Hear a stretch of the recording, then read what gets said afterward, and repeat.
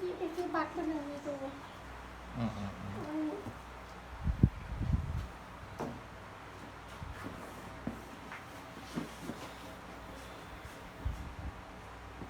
อันนี้ให้เช็คคนหัวซิวก่อนบ่ แม่นแล้วน้องจะทำความสะอาดไว้อะโคตรหัวซิ้วโคตรหัวซิ้วจึงใช้ยาสา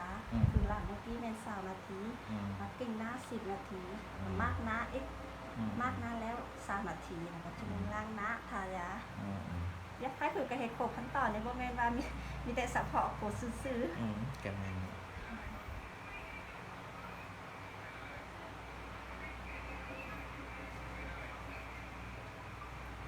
ก็นี่เป็นสภาพพื้นนะซิวยักษ์คล้ายคือก็ง่ายๆมันจะเขาจะเอิ้นเป็นซิวยักษ์แพ้น้องหัวเพราะนั้นมันจะเป็นตุ้มน้อยๆแดงบางโตที่มันแห้งบางโตที่มันยังไม่ทันสดคือโคนกว้างที่เท่าแก้มนี่มันจะมีอาการที่ออกฟ้าเป็นขุ่นซิวนี่เนี่ยที่เท่าคอนี่มันจะเป็นซิวน้อยแค่หัวมันจะมีอาการดำลงคอเป็นทั้ง2เบื้องเลยเบื้องนี้จะลายซิวเบื้องนี้มันจะลายกว่าตอนนี้เขาซื้อโคทัวซิวและเห็นลูกเก่งจะให้ลูกค้าซื้อเซรั่มเนาะมาตัวนี้มาปวดใส่เหลืองซิวเป็นซิวแบบแพ้น้ำเหือนี่นะมันจะเป็นซิวที่สีใสตัวยายากกว่าน้ำยางเหือที่มันตอนที่มันหนาวเนาะน้ำเหือมันก็ค่อยอ้อมันสีสาวไว้แต่ว่าเหือที่สูงนี่มันร้อนนะมันออกกำลังกายมันก็เป็นนอกมันน้ำเหือมันออกมันสีใสเวลาโดนกว่ามันต้องเน้นสามารถลองค้าคุณได้ครับน้องประมาณ2 ขีดนี้นะซิวน้อยๆนี่บางทีเราก็แน่ใจไม่มาสีโอเคได้70%แล้วแต่ว่าเรื่องหูโค้งกับเรื่องพุ่งกับเรื่องฟ้านี่มันจะดีไวกว่า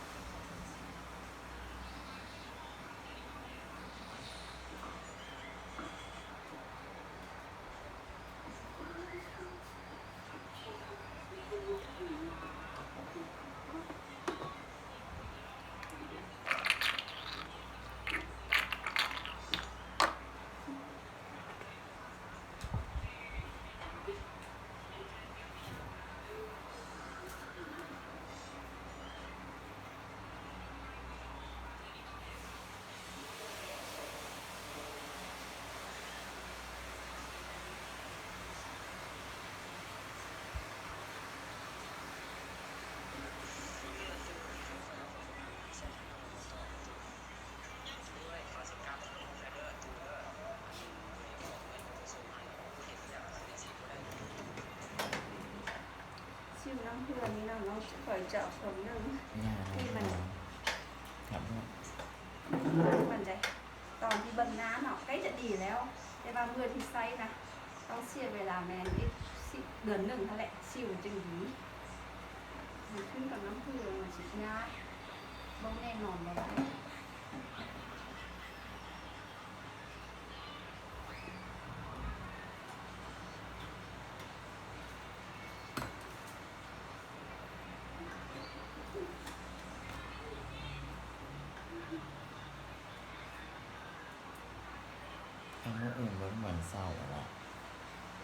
ยใช่ไหม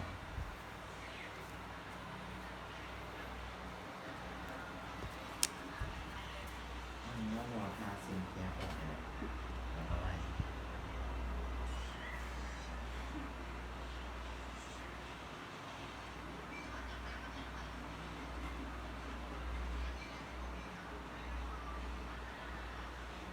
เอาทาสินแล้วนะ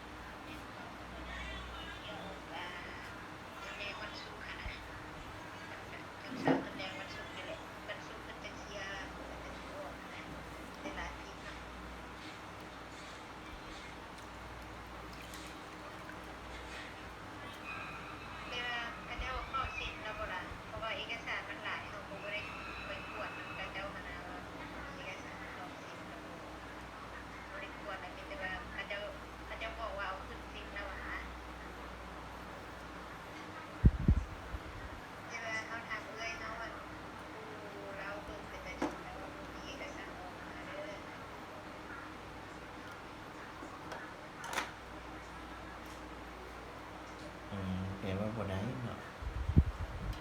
สิว่าเนาะแปลว่าบ่ฮู้ว่าปัจจุบันได้ใส่ตู้หนึ่งซอกอย่างนี้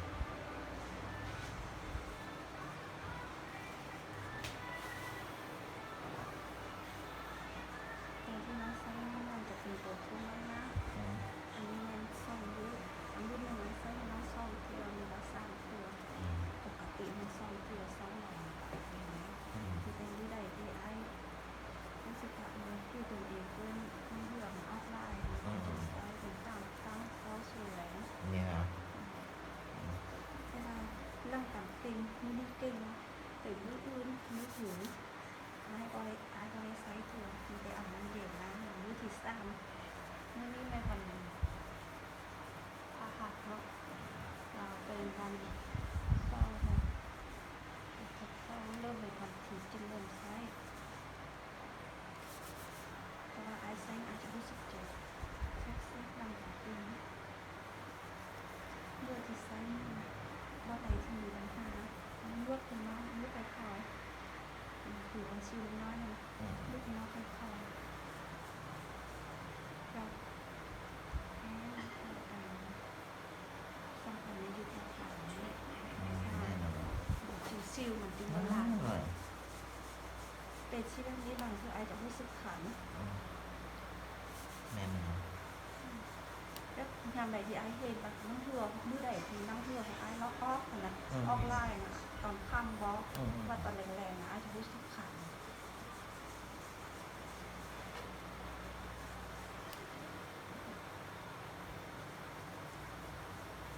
มันเป็นลักษณะ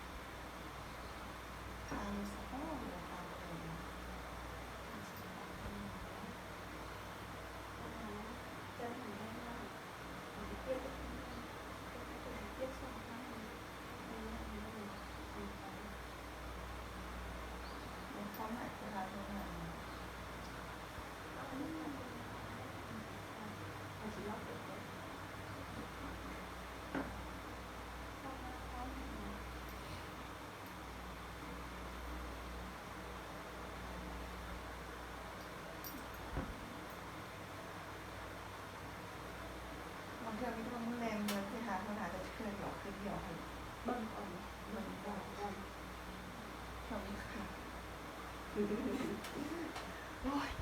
ตอนนี้จะว่าคงสุดแดงปานใดแต่ว่าญาติกลับบ้านเป็นรู้สึกแดง มันก็คล้ายกับตัวเห็ดทวิตโคตรแดงเลย จะใช้เซรั่มตัวนี้ เขาไทยส่งให้ในแบบของบินเป็นตะดิบเนี่ย ตัวนี้ มันต้องขึ้นซิม แต่ แล้ว โตรู้ซ้ำสุดจะมีดอก เห็นแล้วนะ วิธีเขากำลัง ลองน้ำของเราใส่กันหมดแล้ว สามารถเข้าถึงหรือตอนใดก็สามารถเข้าให้เขา น้ำใส่กันหมดแล้ว ฟอกแล้วกับนอนเลยก็ได้ค่ะนะถ้าอาจจะสาดขาเสื้อดำบำรุงเนี่ยเจ้าขาเสื้อดำบำรุงเราก่อนจะชิสามารถมัดที่นี่ไปน้อง เซรั่ม ยังไม่กลับเดี๋ยว ได้แล้วถ้าว่าเจ้า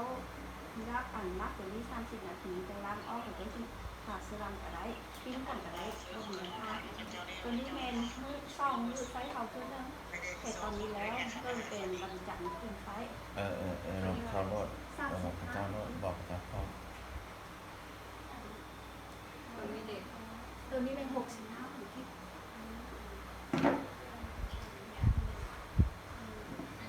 รวมกันเป็น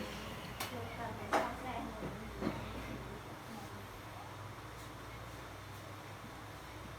ตัวนี้นะเขาจะสามารถใช้ได้ประมาณ7-50 ครั้งขึ้นกับจำนวนขีมที่เขาเอานะเอาน้อยก็เอาหลาย คนมีเห็ดเองเนาะคุณจะไปเห็นนะที่เห็ดไห่ขี้ข้าน ก็อันนี้มีแต่เจ้านวดคล้ายถือเจ้าล้างหน้าหั่นแหละเจ้าสะดุดตอนใดล่ะเจ้านวดตอนนั้น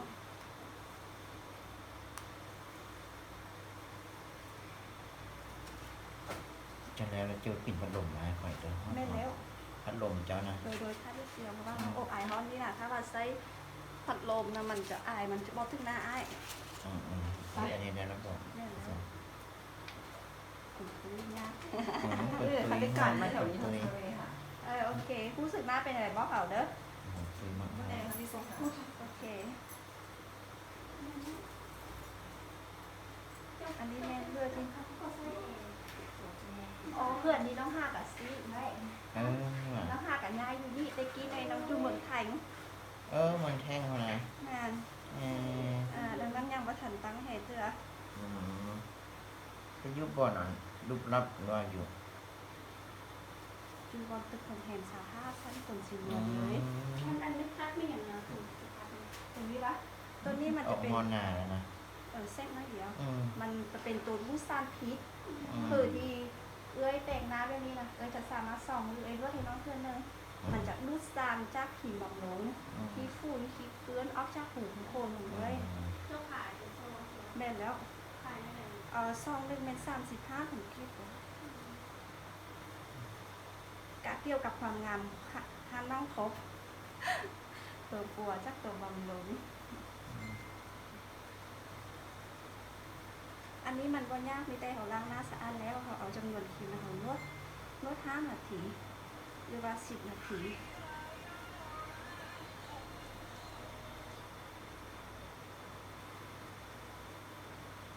ตอนทำอีกนวดหนาจะรู้สึกแซ่บก้อนแม่นบ่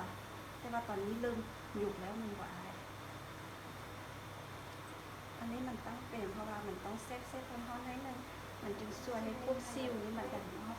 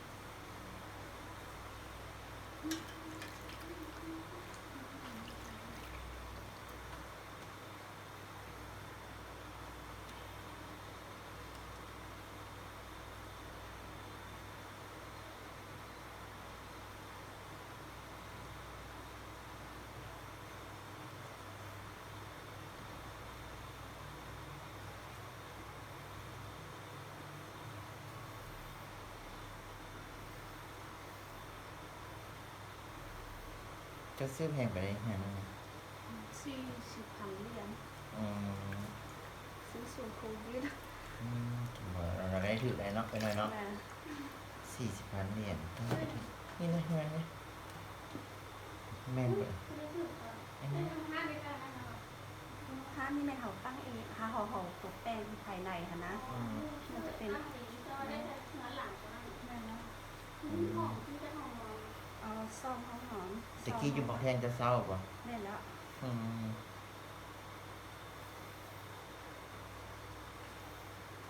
เออปัญหาเรา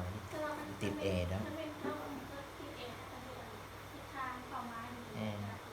สมมติว่าน้องห้ากันย้ายอยู่นี่เนี่ย เออ ที่เครื่องนี่น่ะเงินที่เครื่องแล้วเขาเจ้าเอาตื้นผ่านนะเล็กๆนึงนั้นรักเห็ดงามกับว่า อืม ต้องเห็ดในเรื่องให้หูอยู่อ้อมข้าวนี่เขาเจ้าตกลงว่าสิเห็ดนะ เออ มันสิง่ายตนเองเห็ดอันนี้คนเดียวเห็ดนะห้ากันย้ายหน่อยอีกที อันนั้นห้อนี่ยังบ่เหมาะเท่าไหร่ ซ่อมอีกที มันทำตื้อยังอยู่เนี่ยดังเขานี่ก็ดังตื้อแล้วดังจ่อยแล้วดังก็ดำเลยเคยจ่อยลงทุนนึงไหน คนนี้นะเรื่องว่าอาจจะเคยทึกถักว่าเป็นยังก็ยังมันดำได้เป็นเส้นเลยใช่ไหม มันตั้งด เราควรที่ว่าสัญญากรรม ำมันตั้งดำตุ้ยแล้วดำอย่างไรหัวอยู่นะตุ้ยแล้วดำใช่ละทำให้อันเขาจ้อยลงเสียลงไหนแบบนั้นนะ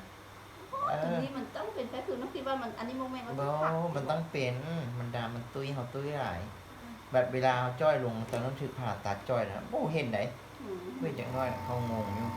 อันนี้ไม่เคยเป็นผ่าตัดอยู่ดีปะ บ่เคยตั้งด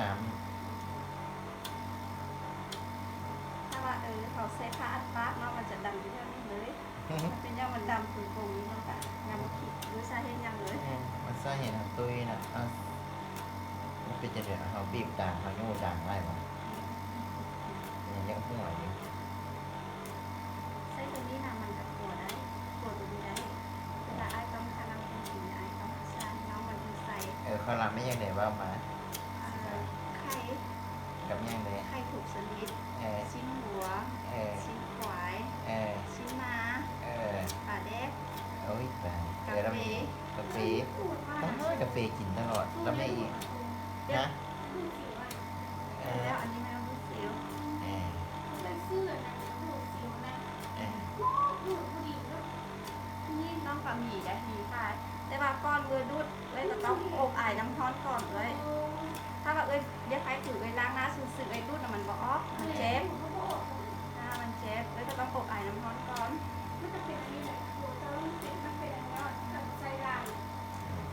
เป็นตัวขั้นตี อันนี้มันเป็นไดเลยเดไดมันขัดตัว อันนี้ไม่ใช่น้ำซูนี่เพราะว่าเป็นแข็ง เออ มันมีได้สุด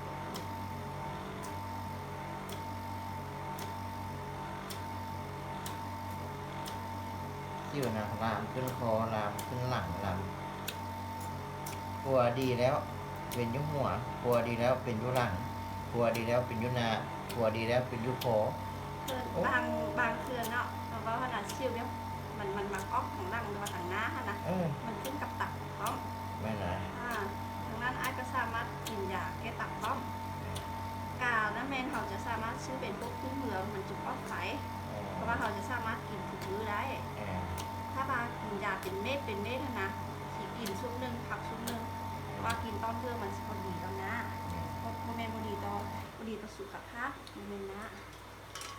จะดูดทางคอแล้วอ่ะทางคอมันไม่ดูดนะ ตักน้อยอันนี้เป็นน้องผมเดี๋ยวบอกอ๋อ ยันบอกมันตุ้ยนะมีไข้มันว่า คอนี้นะหูคุ้มโคตรมันน้อย เออ ต้องเจาะมันจึงออก แม่มาเย็นแล้วมีแห้งด้วยเจนดิชิจอยไปทำไมอ่ะสิเขาเรากินก่อนอ่ะมันมาห้อนตีนอ่ะเอออันเบิ่งพื้นหน้าก็ดีเยอะพื้นหน้าเนี่ยพื้นหน้านี่ไข่อยู่อ่ะ ที่ไหนเนี่ย บอกพื้นหน้าคอยเนี่ยไข่อยู่อ่ะ แล้วก็ อืม ยังว่าทันเห็นยังมีแต่ทางการจะรู้สึกว่าน้ำมันเป็นไซคอน แม่นบอก เด็กที่จริงนะพื้นน้ำก็ขายอยู่ละต่างแต่หูก็หมุนพวงเลยสิเนาะ ดูสีเสื้อให้ได้ไหม อืมนานี่โบเรียบเนี่ยนายามกรามเนี่ยนะคนตัวเองแม่บอกกู เคยเป็นตะกี้มี ฮัลโหล เห็นอยู่ของแถวครับ องแฮมเลย โอ้ยมองดูใกล้ๆอ่ะหมอร้อยเก้าอ่ะ กูมานั้นกูมาอันนะก็มากดซิว สิบ เออ คนนี้ผมเป็น อ่ะเท่านี้ก่อน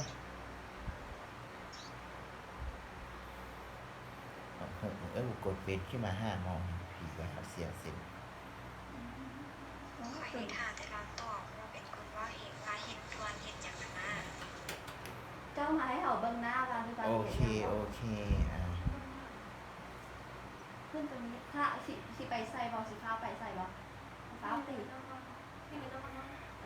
ตู้80 ล้านได้ เพราะว่าเราเห็นรายละเอียด ส่ง ด้าน เบอร์เจ้าของให้ก็ได้โอเค เป็นโดนชื่อว่าไม่ได้ แม่ระบาสิบไป80 ล้านได้เด้อจะมีแม่หันโทรหาว่าไปตะกินบริการซะเด้อแต่ลืมเราได้เฮ็ดธุรกิจเนี่ยเดี๋ยวเราไปต้อง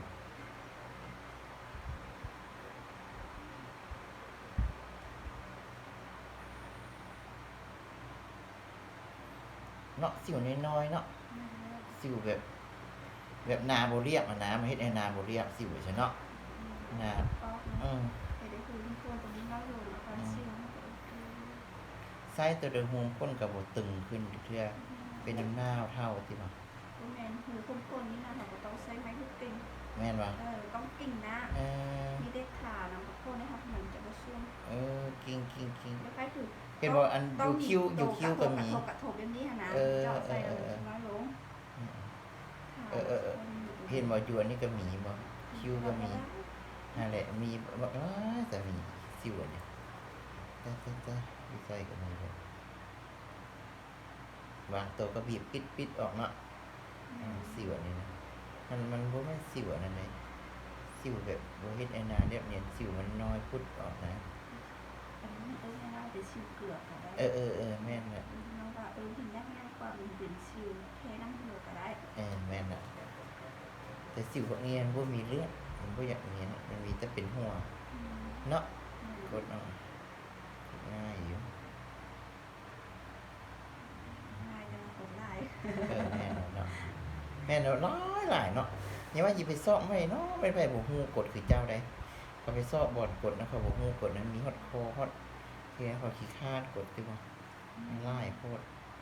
มันจะเรียกใครคือจะเป็นพนักงานนะก็ไม่เป็นเจ้าของร้านเขาจะกลับมาตั้งใจ แม่นแหละ นี่แม่เป็นเจ้าของร้านเลยเอาใจใส่เลยเขาว่าเห็ดดีต่อไปจึงมีลูกค้าเห็ดดีลูกค้าก็ไม่มา ไปของตรง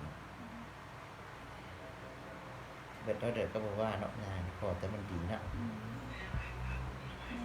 ซิมเลยที่ว่าดีจึงพอใจซิมเลยที่ว่าดีจึงเจ็บใจ เห็นบ่มีบ่อยู่นางหัวแบบนี้บ่สะบอนจ้ะจะเอาที่นั่น ถ้าน้ำเหือน้ำเหืออย่างอ้อใครจะซ่อมมาใช้น้ำหวานน้ำเหือล้างน้ำนี้เสร็จแค่ทีเลยเราก็เชื้อเปียกเชื้อเพราะเสร็จมีสภาพเราต้องเอาเนื้อจะขึ้น ทาแป้งกันบ่ได้เด้อเนี่ยทาแป้งกับทาขี้มองพื้นบ่ได้ขึ้นว่า น้าไอ้ผมแบบนี้มันน้ำเหือมาก็ขาเพื่อนขาแป้งมันออกเลย แม่นละ ติด แม่นละ มันยากผมจะงานใช่ไหมเราเนี่ยก็ทำเพื่อวิธีงาน แม่นละ คือเลือกนะคะเขาจะเอาเนื้อเป็นน้ำมันเราเลือกแล้วก็ต้องทำงานนะเขาจะเบิ่งเขาแล้วจริงดีก่อนเอาดีไซน์เลยให้ถึงงานจะมีแห่งเรียกว่า ก็ไปซ่อมคลินิกนะมันตอบสนองบ่ได้ตอบโจทย์คือตัวบ่ได้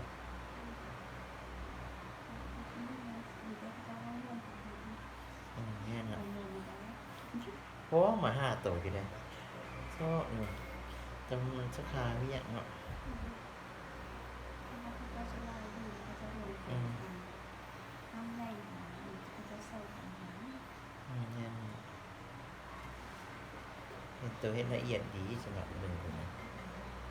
แล้วก็ได้ลูกค้าคนนึงมาไปที่3-4ชั่วโมงติดแล้ว ขนาดไอ้ห้องตู้ไอ้ตู้ห้องสิละโทรหาตัวก่อนมีบ่คนนั้นมีแล้วค่อยมาก็บ่เสียเวลาเนาะไอ้ตู้มักมาขาดคิวก็ขาดตลอดทั้งหมดไอ้ตัวอันอย่างอันขาดโตก็ขาดคิวขาดอาหารกายนะขาดน้ำมันออกที่ไข่มากไปตัวเนาะเอาขาด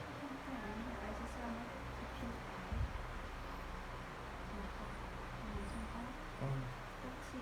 ไอ้ตู้แต่ละทิศนี่ต้องได้มาขาดเนี่ยเพราะว่าไอ้ตู้ตะกี้หัดวิหารเวียดแต่ละทิศน่ะต้องได้มาขาดเพราะอันอ้ายนี่น่าขาดนะเมื่ออาทิตย์หนึงอันตะกี้อันเวียดก็จะบ่มาไปขาดเนาะขาดแต่ละมื้อเป็นยังจริงเลยค่ะ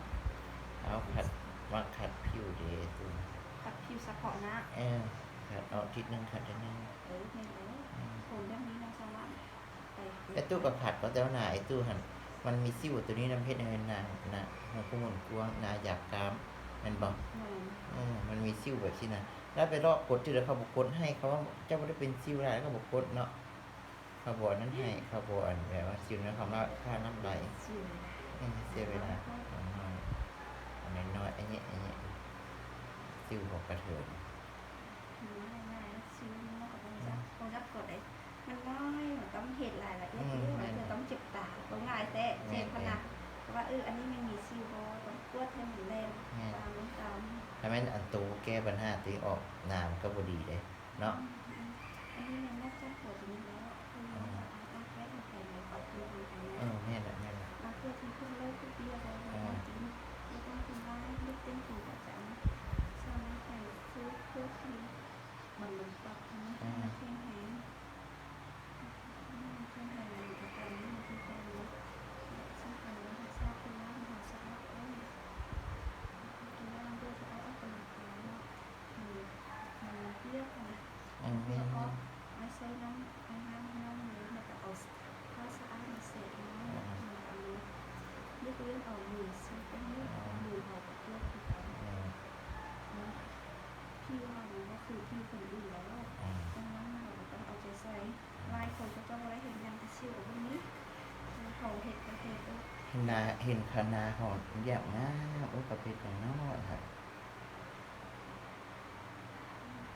แบบทาแป้งทาในพวกเขาหนาดีเลย เปียกแบบนี้มัน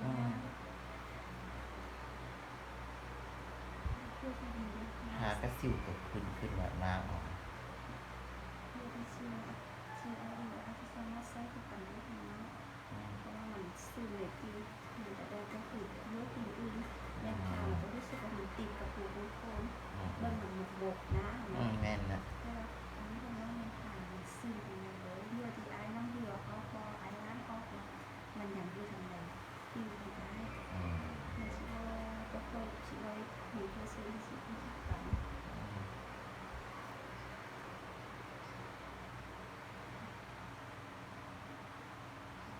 ชิ้นแค่ตรงนี้น่าจะใช้เวลาได้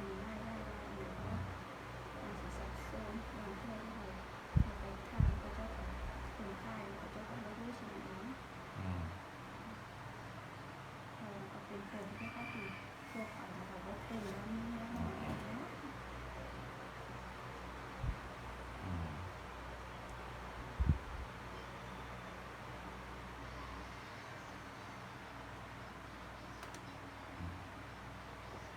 ชื่อเป็นหัวหลานบอกปั๊บ ได้เลยเนาะ คือเม็ดหมากงาเนี่ยน้อยๆเนาะที่ว่านี่บอกนะ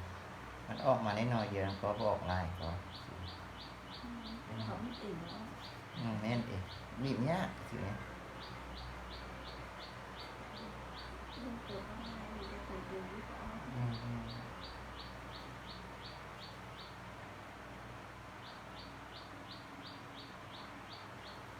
บางเรื่องมันจะเป็นอย่างหัวพวงมาบีบกับพอดออกอะไรเนาะ มันก็เคยพูดกันอยู่ที่ที่เพราะมันไม่ค่อยเห็นสุขภาพนะคะเราต้องชิมเขา บางเรื่องมันจะเป็นอย่างหัวพวงมาบีบกับพอดออกอะไรเนาะ มันก็เคยพูดกันอยู่ที่ที่ เพราะมันไม่ค่อยเห็นสุขภาพนะคะเราต้องชิมเขา บางเรื่องมันจะเป็นอย่างหัวพวงมาบีบกับพอดออกอะไรเนาะ มันก็เคยพูดกันอยู่ที่ที่ เพราะมันไม่ค่อยเห็นสุขภาพนะคะเราต้องชิมเขา มันก็เคยพูดกันอยู่ที่ที่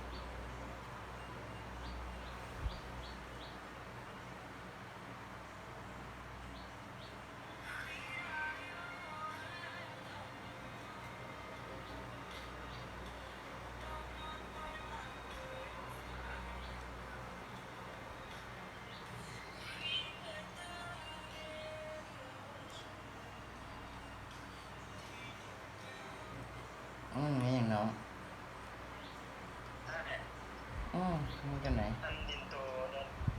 ไฟพระเจ้าได้แล้วอ่ะ ยังออกเราได้ดู เราเชี่ยวโอ้ย มาเด้อว่ามา อันเราโสมาอันเป็น2 150,000 250,000เนาะเดี๋ยวคนว่าเขาได้อยู่ประมาณ150,000นะ 150,000บนปลายอ่ะเราก็เอา150,000ดินเราท่านสิว่าสิฝังดินเราท่านจำแล้ว เราจำแล้ววันนี้หันเราก็จ่ายดอกไอ้ปกติ แต่ว่าเราจะขอเพิ่มแล้วเขาบอกให้ แล้วเราบอกจำง่ายแม่เราก็อยากได้เงินเพิ่มเป็นไอ้ลูกน้องเรานะเราให้ก่อสร้างเนี่ยเนาะเราออกเงินออกเป็นงวดยังดอกเงินเราจ่ายได้ปกติแต่ว่าเราคุมมาข้อเงินเพิ่มนี้ไอ้ตัวจริงย้ายซื้อนะแล้วก็บนมีปัญหาเมียเราก็เป็นทหารหม้อทหาร แต่ว่าเพิ่นให้ได้แต่150,000 แล้วมันก็เอาแล้วก็เอาละเพราะว่ามีเก่าแล้วก็150,000น้องพ่อเราเบิ่ง200,000นี่ก็เอานะ 200,000ได้บ่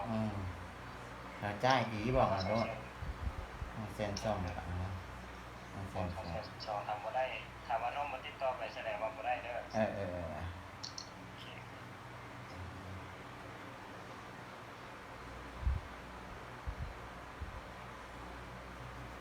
ห้องเจ้านี้ก็เฮ็ดแบบใส่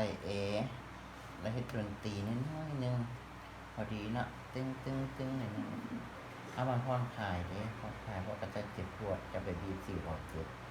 แล้วผ่อนคลายนิดนึงตึ้งไปมีเสียงพิงตึ้งหน่อยนึง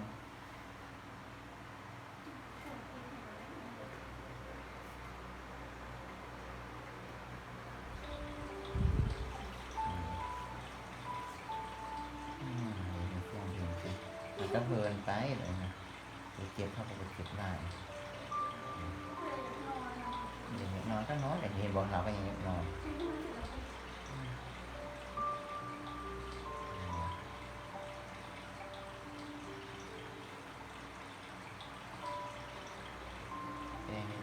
เห็นยังไง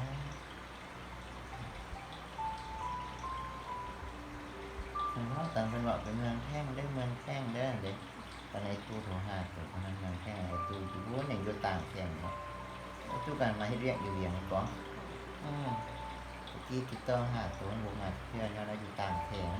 ก็แม่มาติ๊กกี้ไอ้เห็ดมันท่องเที่ยวไงแบบ มาท่องเที่ยวให้เกี่ยวกับข้าวกับน้ำนั่นแหละเอาข้าวเวียดมานี่แหละ เข้าใจภาษาเวียด น้องก็บอกว่าแต่มีน้องหักภาษาเวียดเวียดมันคนเวียดคนจีนจะม้วนไปนะม้วนไปแล้วก็ฟังเพลงเวียดฟังเพลงจีน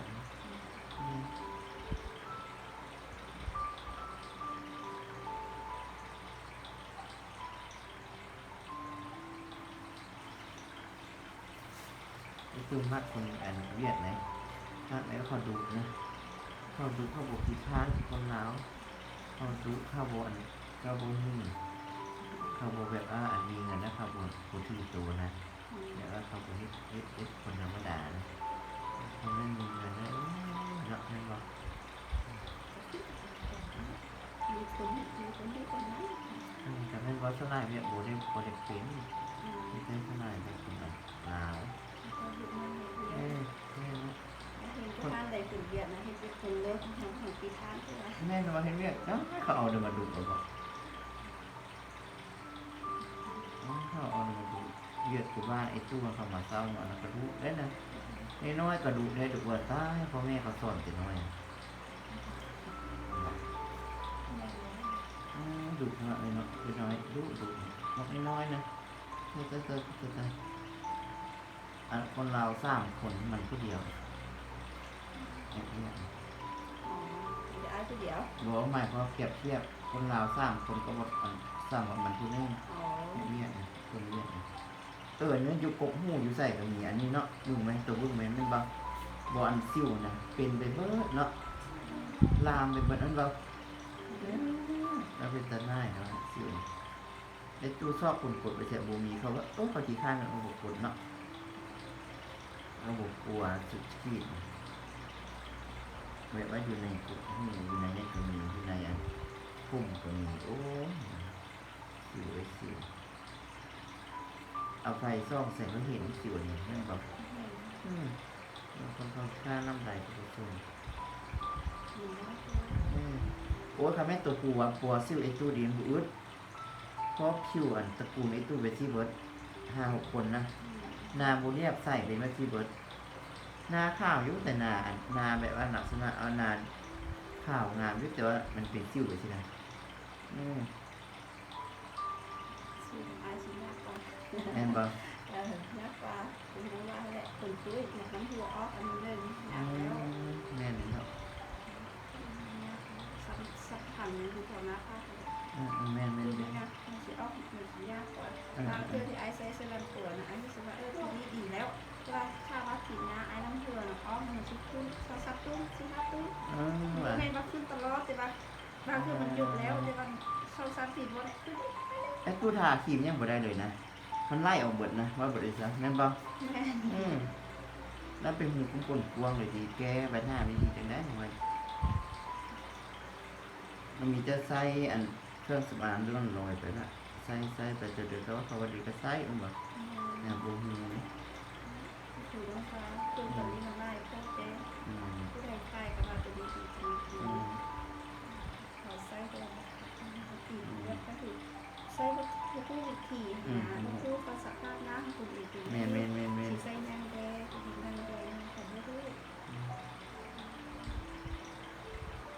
อันตัวเฮ็ดอีหยังแท้ตัวประเทศอันนั้นว่ะตัวประเทศสปาอันนั้นว่ะ มันก็ดีขึ้นเลย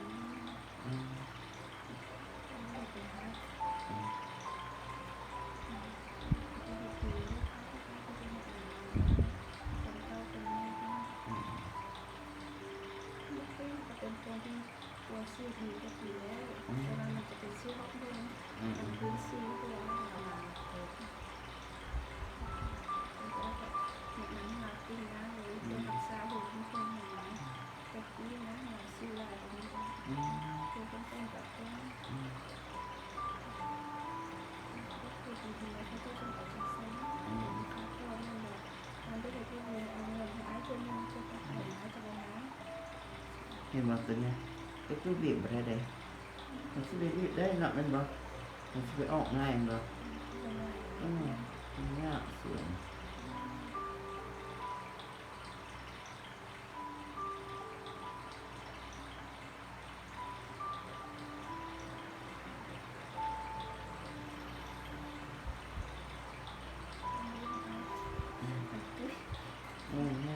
ตัวบีบเนี่ย ก็มีวันจันทร์ แม่นน่ะ มือตา ตัวน้ำบีบเนี่ยไอ้ตัวบีบเนี่ยจะขี่รถผมอ้วนนี่แหละ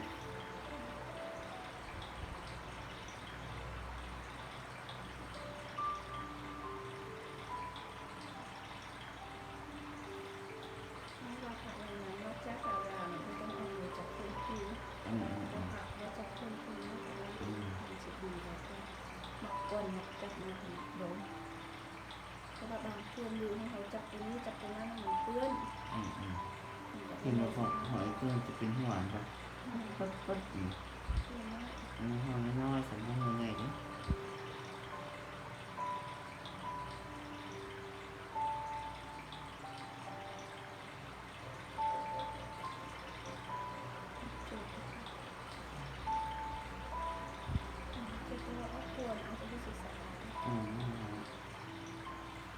ให้มันฟังไว้ได้เนาะ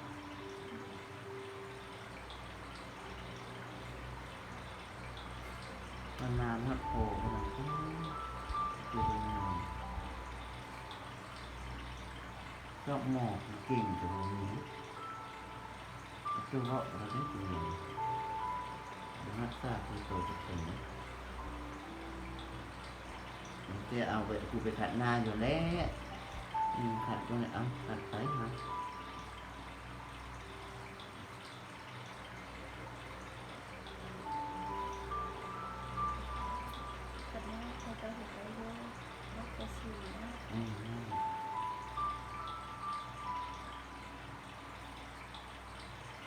นั่งมาทำตัวนิดเนี่ย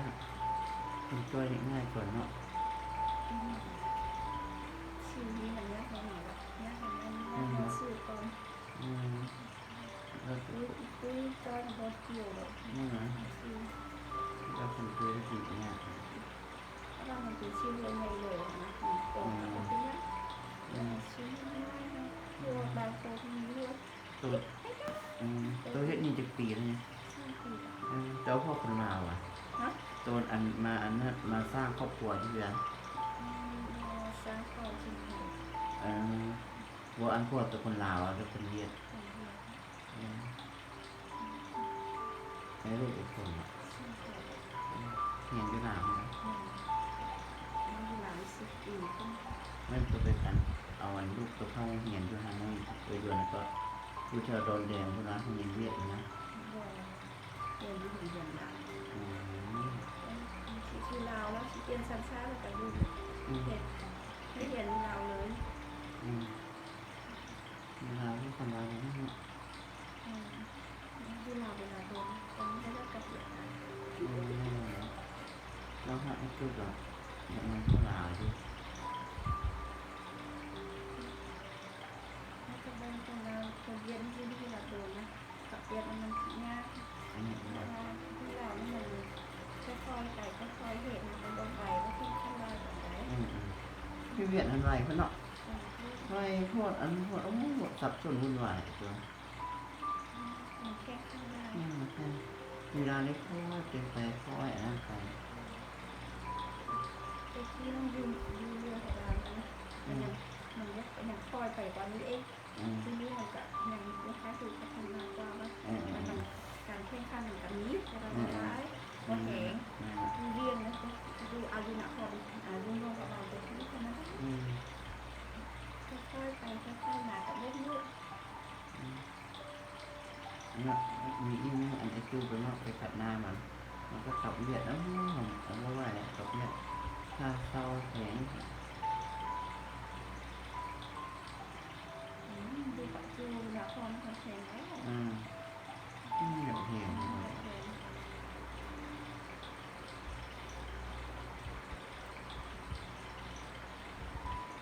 มันเพื่อที่มันให้กดมันกับบอกว่า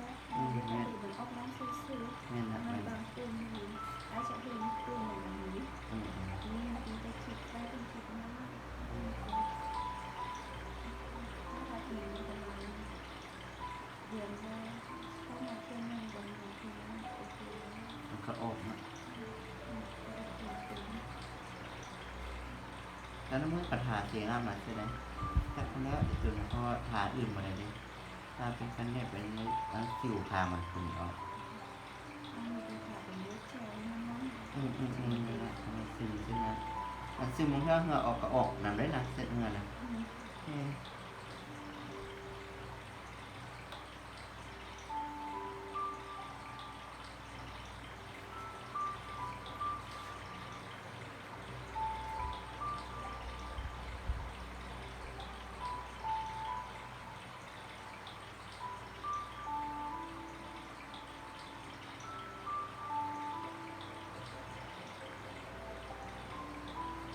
คือที่มันมีสิว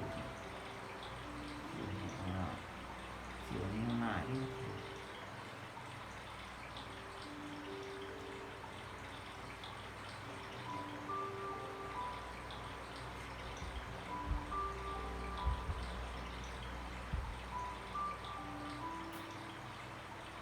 ก็ออกไปห่างเป็นน้ำ เป็นดำๆมันออกเป็นเยอะ ให้มันมีอะไรมีแสงวิตูบิดอย่างนี้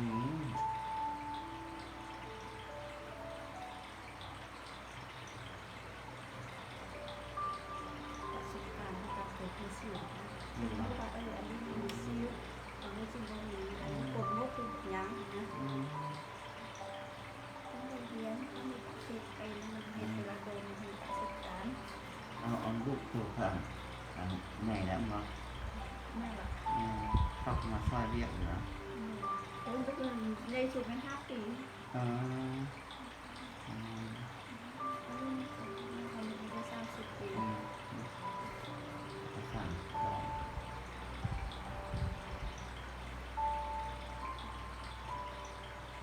พักซ้อนน้ำจริง ตัวนี้เนียนนะครับ นี่นะ ซื้อมาซื้อไปคือทุกคนบอกว่า อืม ที่จะคนมวลน้ำเพลินแบบคนที่เห็นคนงานมาช่วงหน้ามันจะเป็นคนโรงงาน อืม มันก็จะเห็นเรียกแค่ถือยากที่งานมันก็เริ่มเฮียนตอนนี้จะไม่ป่วยหัวก้อนป่วยตนเองก้อนต่อไปจริงตัวตนเองโอเคจริงเริ่มไปหัวป่วยคนอื่นมันก็จะจริงรู้แต่ว่าเขาเป็นคนไม่นานเป็นที่หน้าเรื่องๆนะมันจะไม่สบายแล้วคนนี้มันจะเป็นนี่ ตัวปัวไอ้ตู้ได้คนที่มาบอกอึ ไม่เป็นการแบบนั้นนะมีแต่ว่าบางทีเราใช้ข่าวแบบนิดๆเหมือนกันคนอาหารในชุมชนเราเป็นอะไรก็ต้องเห็นทุกทีทีให้มันทุกนะ ตัวกดรู้สึกกระนะเรื่องอื่นของเรากดกดไม่ไม่ค่อยหา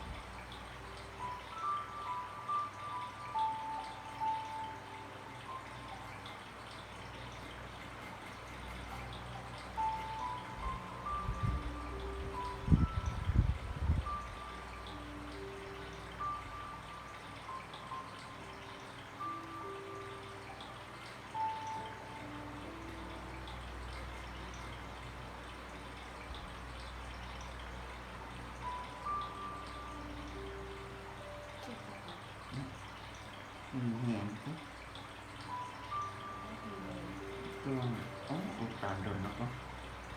บีบเป็นแล้วก็ไม่ได้เกินบีบปึ๊ดหนังอันนี้นะมันต้องแม่โตบีบอะไรมันบอก นี่บีบเองก็ได้เขาเลยบีบเองก็ได้ นะบีบเนี้ยเนี่ยไอ้เนี่ยตัวเนี้ยตัวนึงไงร้อยแขน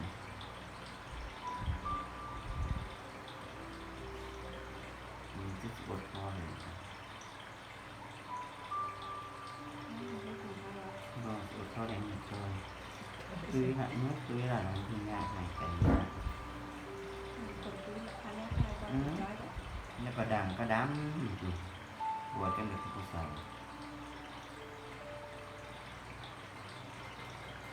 ถึงเชื่อมันเป็นเองเนี่ย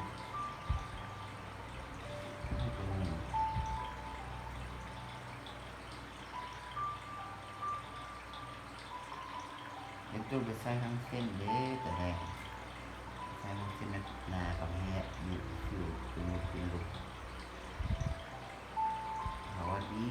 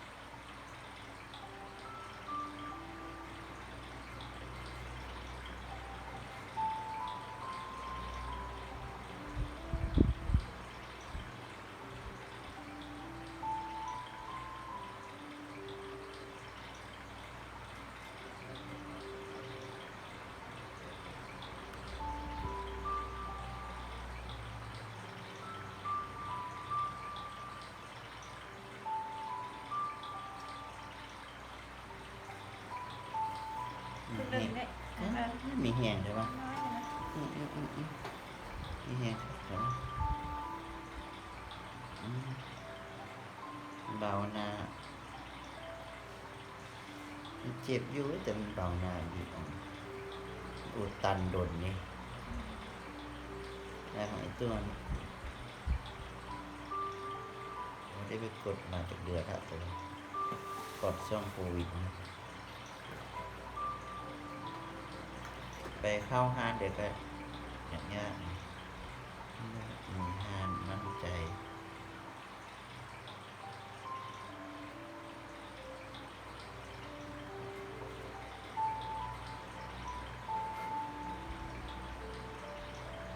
ดีไซน์ก็มีว่าอาจจะ หนังนี่มันไอ้ก็มีคนแนะนำ มาเนี่ยเจอแอดตัวเป็นเฟซเป็นอะไร ติดตา แล้ ม ว เฟซ แม่สไปมาโดนเนาะแล้วตอนนั้นถูกต่างเขียว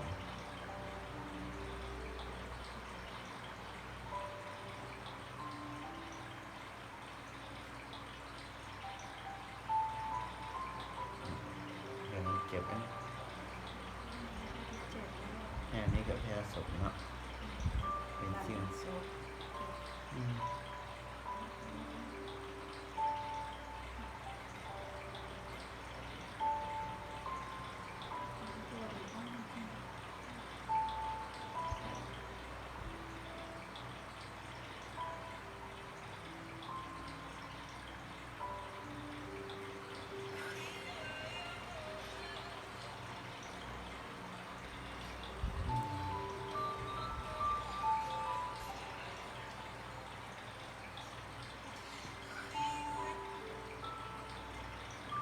ฮัลโหล พูดเรื่องมันประเด็นที่ว่ามานะก็ต้องตกใจนะแต่แล้วคนตำรวจคงอย่างนั้นกันเงินโมงนึงมันจะมาวางเงิน ได้ อันบนเรือแล้วคุณตำรวจมาให้น้องแกโทรหาก็ได้อยู่นะคะพวกสิ่งที่บอกน้องก็ได้พวกสิ่งที่ใกล้กันแล้วก็ไปน้องมายันน้องผมแล้วแบบนี้ใบตะดินร้อยล้านโอเคบอก อันเขาโทรห้าวันแล้ว โทรห้าวันเด้อเขาโทรห้ากันละ โอ้ เนาะเลยเด้อ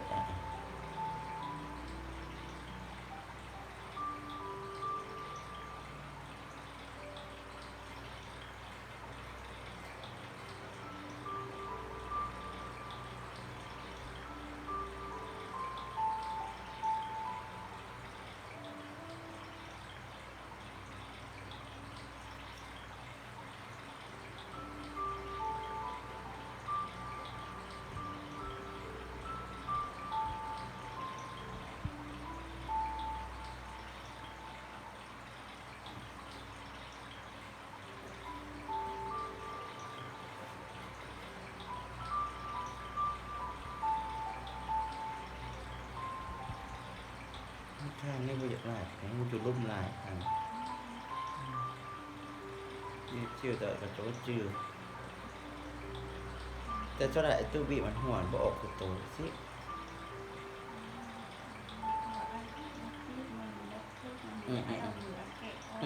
แม่นนะมัน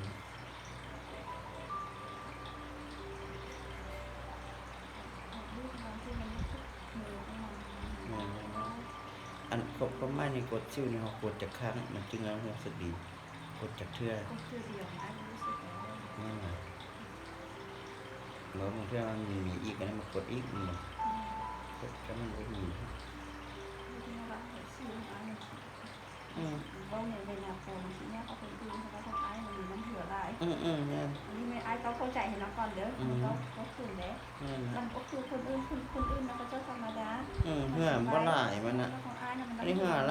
ลายเลยครับ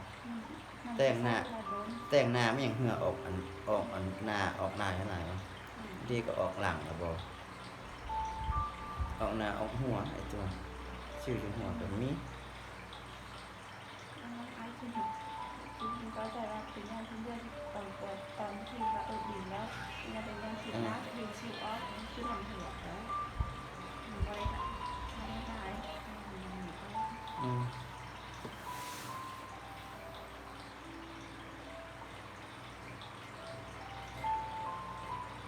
จะกบหัวอยู่อันนั้นก็มีสิวปัดนี่นะ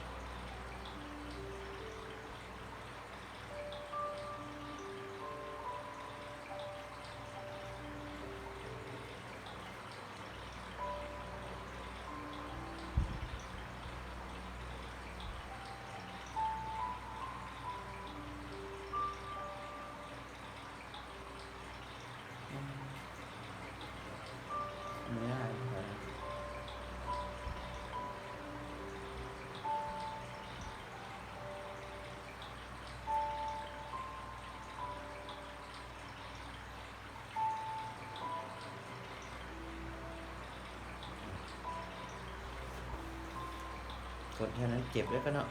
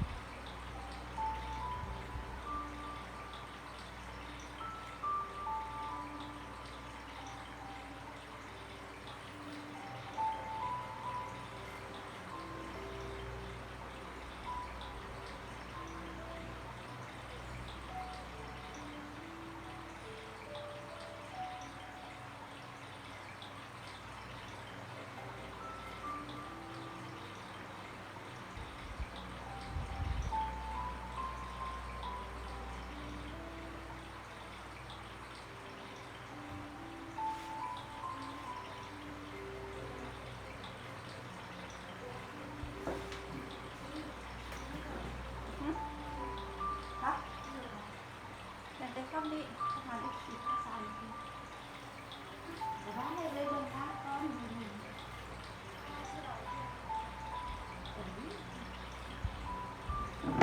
รสชาติเก่านะ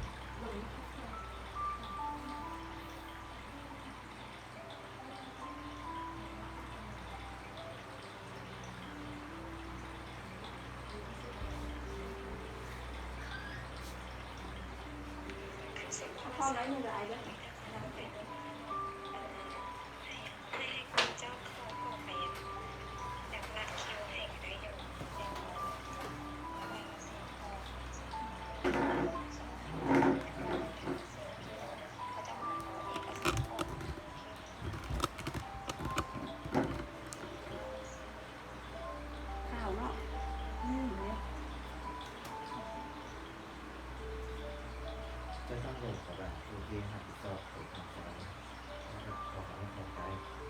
กาสทำแบบนั้น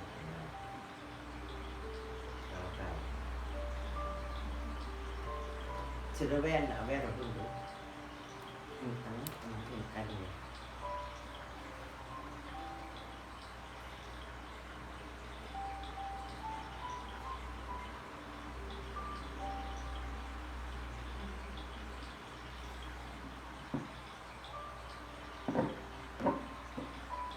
งามแล้วซิวบ่มีแต่พวกซิวเส้นน้อยๆงามแล้วงามแล้ว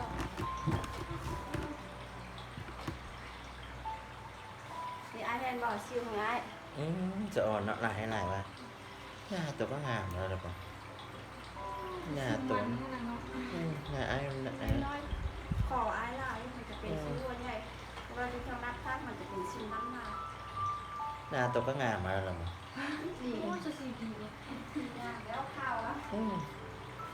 จะสีได้ซ้ำอยู่โอ้ยชิดกับ ตัวแม่เลยเนาะ อั แค่ น นั้ นี้ นว่า มีในหักซาแล้วกัน ชั่วสีงามเนาะไปกันไหน ต่อไปเลยน้องสิเอาอย่าง เขาสิเขามันก็แหละเขาสิเอาไปเขาจะมันเอาไปแล้วเขาเลยว่าเอามาเปลี่ยนกันแล้ว ตัวใดเอาตัวใด เอาแล้วนะ ชี้เลยเอาประจับเลยตัวใด จะจับมาเราเนาะ จับให้เบิ่งเอา เพิ่นก็มาป่วยนี่หว่า สำหรับบัวน้อย เจ้าไซส์ บอก ซื้อให้คนอื่นตี อืม กันแดดเอาตัวเป็นกลับเลยก็ได้มีฮูปพนาเฮดป่ะตัวที่ลูกตัวคือข้างนั่นมันกันแดดกลับงาม เอาไง ว่ามันก็เป็นตัวเก่า เอาตายไปใส่อ่ะ ใส่กลับมันงาม ไม่ต้องกันราคาเลย ฮะที่ก็ได้กันราคาก็คือกัน ที่จะว่า10 อันนะเอาผลไปว่ะ ฮะ ที่จะว่าอัน10 อันนะเขา เอา10 อันถึงภาษามารถก็ปนกันได้ แต่ว่าต้องมีเสื้อรามชุดใบบีเฟสชุดบำรุง ต้องมีทุกสุด หึ ต้องมีทุกสุดเนาะ บอกเว็บปนกันเป็น5สุดขึ้นไป แต่ว่าปกติแล้วแม่เขาจะเอาเป็นสุดขึ้นไปได้ อันเดียวนะแม่5สุด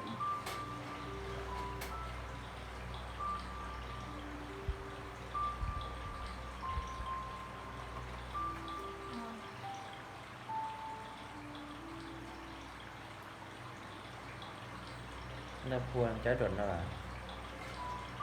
ปวดได้จากเดือน ไม่ก็งามเลยคลินิกเนี่ยว่าป่านนั้น ปวดจบเพราะปวดในเวลาปวดท่านแม่นเดือนปลายดีกว่า 2 เดือน จนไปคลินิกนั้นยังว่างามปานนั้นด้วยนะคลินิกนั้นยังว่านั้นเชียว ปาจัดเงินได้ใช่ไหมวันนั้นปาจัดงาน คลินิกนั้นยิงเลเซอร์บอกมันบอกในเฮาติดเห็นแบบว่าอันไหนเนื้อดีแล้วสมัยราคานี่แบบราคาก็พอฟังให้คลินิกนั้นเป็นล้านปลาย2-3 ล้าน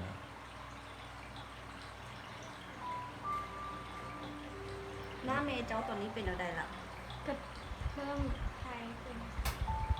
ดีไลน์เหรอเพราะว่าใช้ชุดใบบีเฟสเวลาโดนก็ต้องใช้บำรุงกลางเป็นและครีมชิ้นเรื่องให้เขาให้แม่ใช้เป็นกลางคืนนะ มันจึงกุ้มฟ้าดี เพราะว่าปัวเวลาโดนหน้าอ่อนโรคแท้เขาก็ต้องบำรุงพร้อมแล้วเขาฉีดการครีมชิ้นเรื่องให้เขาทาเมื่อ1 เดือนเดียว มันต่อไปนะเมื่อที่แม่อยู่ใช้ตัวชิ้นเรื่องค่ะนะฟ้ามันจะบริเป็นพื้น เป็นเงินน้อยๆน้อยๆ เนี่ยนะมั้ง น้อยมันจึงโดน มันสะสมอย่างที่บอกมั้ง เนี่ยนะมันสะสมให้ผมก็ว่า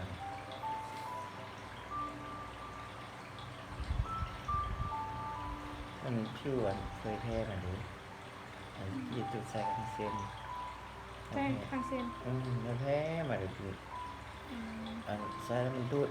ดแล้วสันสิวออกลายให้เรามันดูดได้เป็นทาง จะออกมาเดือดร้อนสิ เดินนะเดินเอาค่อยมากวนเนี่ย แบบประเทศโดนเต้นโอน โอ้อันพิษเครื่องสว่างอันโผล่เนี่ยเด้อ แค่เครื่องสตางค์แล้วน้ำมันอ่อน มันมาเป็นซีลมันเป็นไก่ ช่วงมันที่ไปช่วยเครื่องสว่างเลยนึ่งอย่างเงี้ย เบิ่งคือบ่มีเนาะแต่ว่ากดออกมา แม่นั่นแหละเรื่องคือว่ามีหลายจุดนะกดออกตัวหนาครับหน่อยตุ้ยๆเด็ดเลย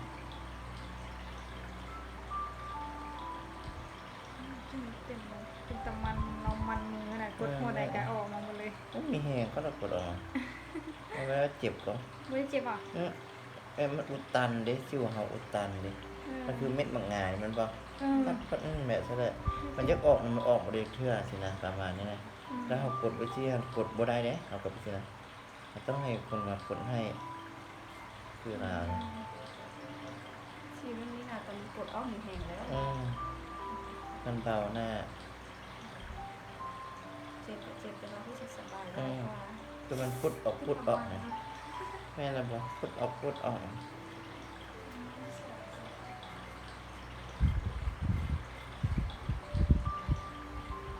ไปคลินิกอื่นเนี่ยเขาจะเวทให้ได้นะน้องแบบว่าเขาขี้ค้านเขาโบราณไรเขามีแต่ขัดหน้าแล้วมามากหน้าแล้วก็แล้วบ่มีอย่างคลินิกไงกดซิ่วกดในเดียวกดเดี๋ยวแล้วก็แล้ว เขาไปเข้าคอร์สอันตัวอยู่อันทางโค้งหันมาคอร์สหนึ่งล้านปลายแต่ก็ได้ดีขึ้นเลย เสียดายเงิน แล้วก็ไม่ ไอ้ มี เพื่อนไปไล่คอนมันนานี่ซื้อรถคันนึงได้ไหมล่ะนาน้อง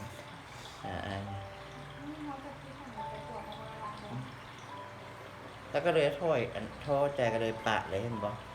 ปะมันเป็นเสียยากซะไอ้ข้าหักเมื่อยนะผมไม่ได้อยากบวกตีแต่บางคนนั้นนาทีไรยุคเขามีเงินยุคเขาบอกหูบ่อนผัวนะมันท้อใจไปกลัวก็คือเก้าสิแล้วเขาตีคาดก็เลยปะเลยบางคน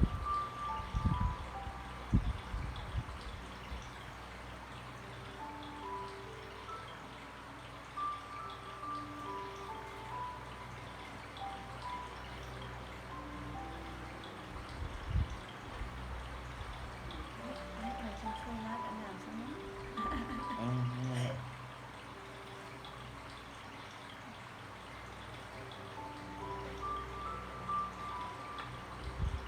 จุกคอก็มีสิวผีบ้าเนี่ยเสียเซนนะสิว ให้คนฝุ่นร่วงเลย ถ้าช่วยไปให้นาชิมชิบุกีฬาจะมานั่งแต่ดูหอย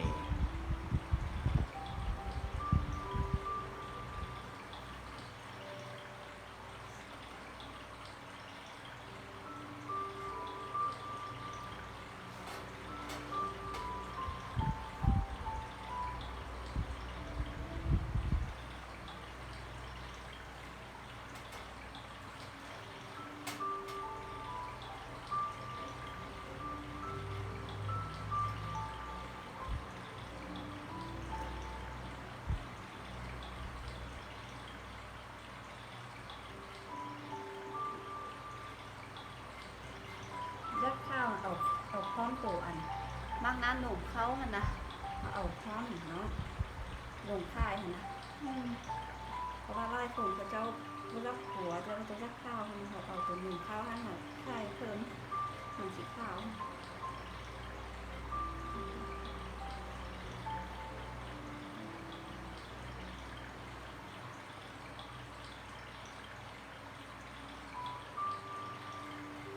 หน้าที่คอยรับทราบ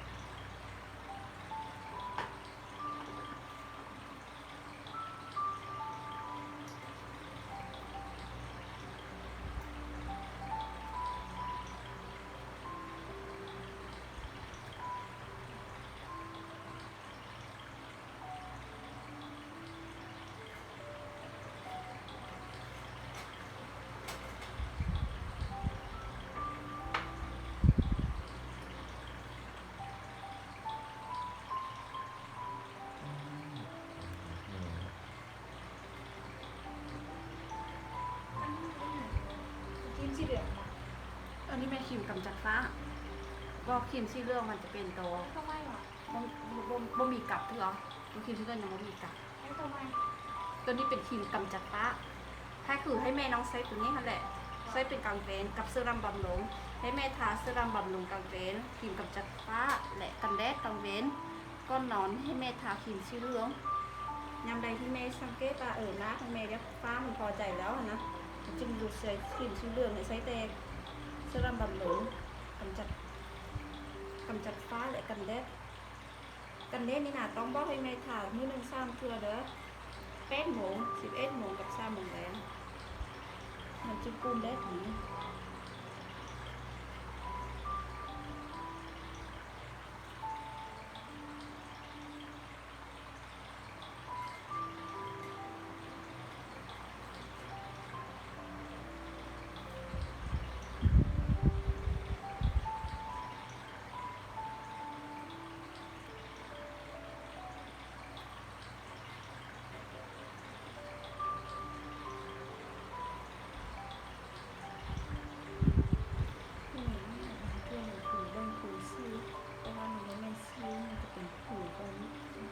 ลวดขนาดนี้ทำลวดนี้นะคะ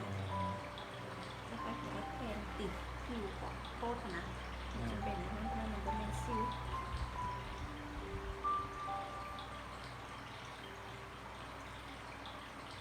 เที่ยมันดังจะดังน้องลวดมันยังไม่ได้ออกเลยอันนี้จะกลับบ้านเห็นเลยอันนี้เป็นยำบะโคตรมันก็แม่นเด้อโอ้มีกดบ่ได้นะ กันก็รักษาแบบที่นะอันที่ไอ้3 สัปดาห์ทีแล้วยังมีสิวเนาะแต่ว่าแบบอันที่มันยังเบิดอะไรรักษาเนาะไอ้สิวตกค้างเนาะ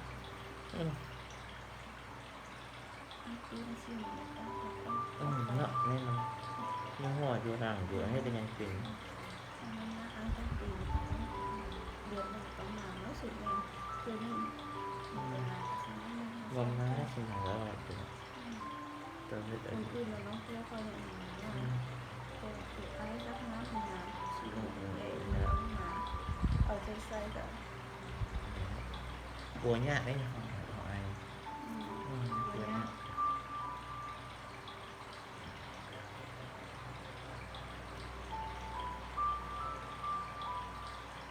งานมันลุกให้เจริญที่งานขึ้นต้องควรงานลุกนะงานลุกน้อย